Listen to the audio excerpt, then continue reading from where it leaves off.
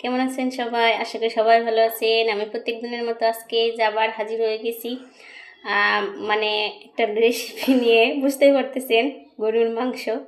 যেহেতু আজকে শুক্রবার, সবাই আজকের দিনটা একটু অন্যরকমভাবে সেলিব্রেশন করে, আমিও তাই আজকে বাজার থেকে গরুর মাংস নিয়ে আসলাম। নিয়ে এসে নতুন আলু দিয়ে রান্না করলাম, অনেক মজা হয়েছে। আমি এটার নাম দিছি আর কি হাতে মাখা গরুর মাংস। আপনারা ওইভাবে রান্না করে দেখবেন। গরুর মাংস যেহেতু অনেক সুস্বাদু একটা মাংস, এভাবে রান্না করলে টেস্টটা আর একটু বেড়ে যায়। আপনারা এভাবে হাতে মাখিয়ে 1 ঘন্টা দিয়ে ফ্রিজে রেখে রান্না করবেন। আর কি কি উপকরণ দিয়ে এটা তো সবাই জানে, তারপরও আমার রেসিপিটা আপনারা দেখবেন। চলেন, বেশি কথা আর বললাম না, রান্নায় যাওয়া যাক। পাচ্ছেন গরুর মাংস নিয়ে ফেলেছি, পরিষ্কার করে ফেলেছি। এখন আমি দিয়ে দেবো পরিমাণ মতো পেঁয়াজগুলো গোল গোল করে কেটে নিয়েছি, যেহেতু আমি গরুর মাংসে দিব তাই। এবার দিয়ে দিব, আমার মাংস যেহেতু অল্প, আমি এই যে 1 চা চামচ হচ্ছে যে জিরা বাটা দিতেছি, আর একটু দেওয়া লাগবে, 1.5 চা চামচ দিব। আর রসুন বাটা 1.5 চা চামচ দিব, যেহেতু গরুর মাংস সমান সমান মশলা দেওয়া লাগবে। আদাও দিব 1.5 চা চামচ। লবণ পরিমাণ মতো দিব, লবণ পরিমাণ মতো। আর একটু ঝাল যারা যেমন ঝাল খাবেন সেই পরিমাণ ঝাল দেবেন। আপনারা চাইলে বাটা শুকনো মরিচও দিতে পারেন, তাহলে কালারটা আরও সুন্দর আসবে। হলুদও দিব পরিমাণ মতো।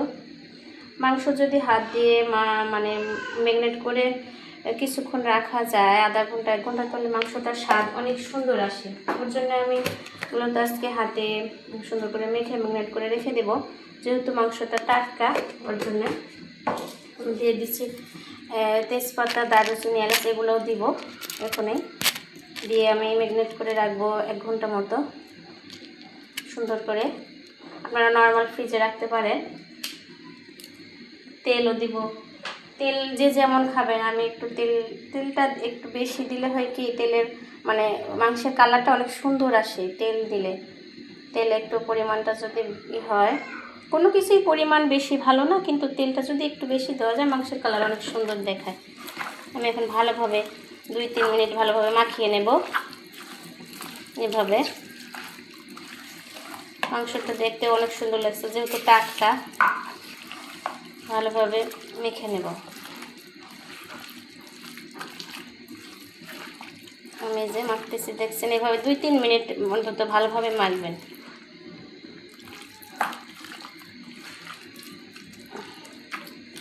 মেখে নিয়েছি, এখন আমি নর্মাল ফ্রিজে 1 ঘন্টা মতো রেখে দেব।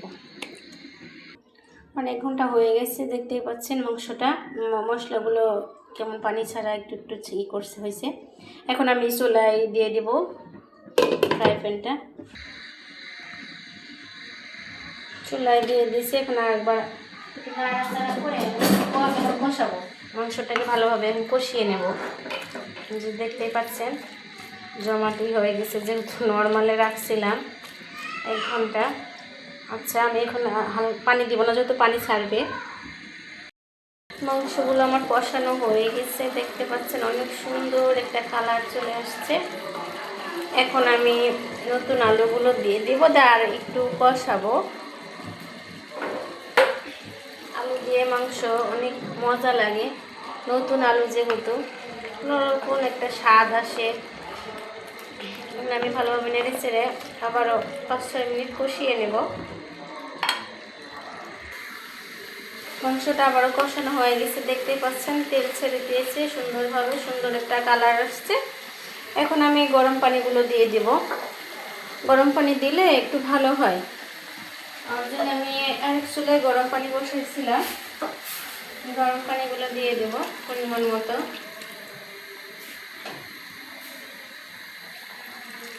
গরুর মাংস যেহেতু পানিটা দিলাম, এখন 20-25 মিনিট আবারও ফুটিয়ে নেব সুন্দরভাবে। রান্নাটা আমার শেষ, দেখতেই পাচ্ছেন একটু হালকা হালকা ঝোল রাখতেছি, যেহেতু নতুন আলু দিয়ে টাটকা মাংস খেতে দারুণ হবে। ওর জন্যে আমি এখন পরিবেশন করব। দেখতেই পাচ্ছেন অনেক সুন্দর দেখাচ্ছে, কালারটা অনেক টেস্টি লাগতেছে।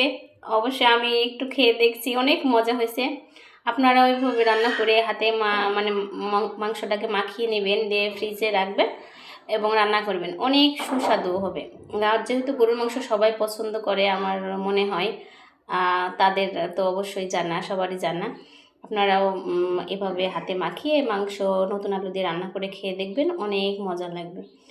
আচ্ছা বন্ধুরা, তাহলে আজকের মতো আসি। আমি আবারও আগামী দিন নতুন কোনো রেসিপি নিয়ে আপনাদের সামনে হাজির হব। আমার ভিডিওটা যদি ভালো লাগে তাহলে অবশ্যই লাইক কমেন্ট করবেন এবং আমার চ্যানেলটা সাবস্ক্রাইব করে দেবেন। আল্লাহ হাফেজ।